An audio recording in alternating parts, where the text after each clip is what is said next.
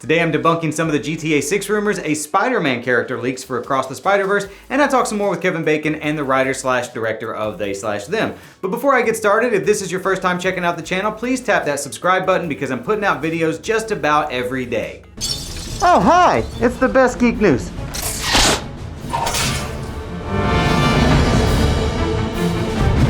Hello, I'm Chris Killian, and it's a great day out here in space. I hope you're doing well. Enough with the pleasantries. As part of a report on Rockstar Games via Bloomberg, we learned that GTA 6 will likely involve two main protagonists, this time a male and a female, rumored to be bank robbers modeled after the crime spree of Bonnie and Clyde.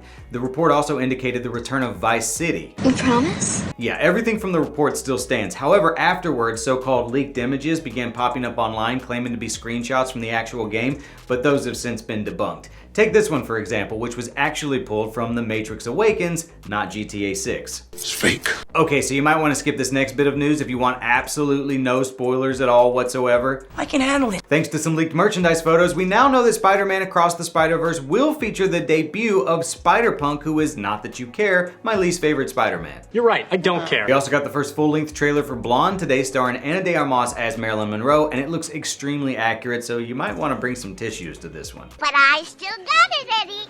Boop boop be-doo. We also got the first teaser for Christopher Nolan's Oppenheimer, which has Movie of the Year potential, and to celebrate, here's a little throwback to the time I talked to Cillian Murphy and Jaimon Hansu, and a reminder of how not to say Cillian's name. Salayan. Salayan? I've had that a couple times. Actually, that kind of sounds cool.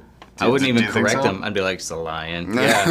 Salayan. You know what I mean? It's just, Salayan. hey, what's up? I'm Salayan. Yeah. Doesn't sound bad. No, I'm not loving that. I can't wait to call him Sea Lion next time I talk to him. Anyway, They/Them hits Peacock next week, and I got a chance to talk to stars Kevin Bacon and Carrie Preston, so check it out. So you both have this incredible body of work. Is there any one particular project from each of you that you feel is underrated and deserves a bigger audience? That's a really good question. I mean, I just came off of this show called Claws, and I feel like it made an impact, but I wanted to make a way bigger impact. So if people haven't watched Claws, you can get it on Hulu. It's 4 seasons. It's excellent. It's fun. It's like exactly what you want. It's fun diversion. It's hilarious. It's dark. It's sexy. It's like a little Florida noir. So I'm checking it out. Check it out. I have so many underrated films that it's really hard to choose. I mean, I don't know. I'll tell you, since we're talking about horror, you know what movie I think is pretty underrated is a movie called Echoes. Yeah. I'm just kidding. I didn't mean to interrupt. Yeah, that's it. That movie, it's my favorite. It's a good one. Yeah, it's a good one. But it came out right on the heels of The Sixth Sense.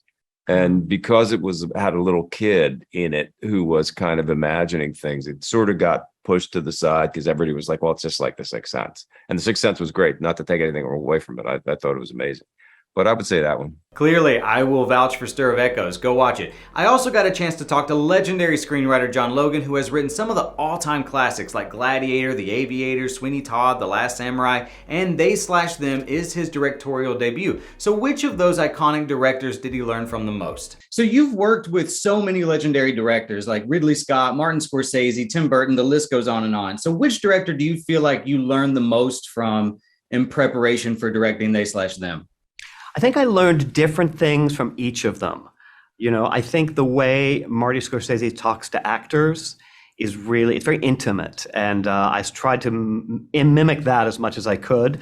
Directors like Ridley Scott and Tim Burton and Sam Mendes have an incredible visual sense of how to move through a world cinematically.